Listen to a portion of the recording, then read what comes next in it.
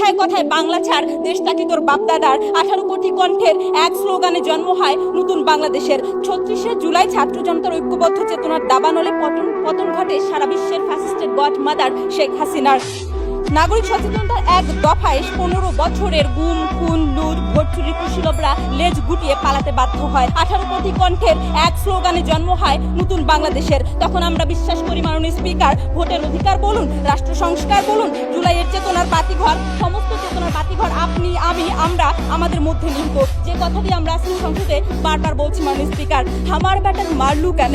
মাননীয় স্পিকার, জুলাইয়ের চেতনা যখন থমকে দাঁড়ায়, সন্তান হারা মায়ের আত্মচিৎকারে, বিবিসির অডিও রেকর্ডে যখন ফাঁস প্রমাণ হয় খুনি হাসিনার সরাসরি নির্দেশে বাংলার জমিন রক্তস্নানে সিক্ত হয়েছিল, তখন আমরা তাদের বিচার চাই, ওই ফ্যাসিস্টের বিচার চাই, ওই খুনিদের বিচার চাই। মাননীয় স্পিকার, প্রশ্ন হলো সরকার কিংবা আদালত কি একাই পারবে মাননীয় স্পিকার? না, কখনোই না।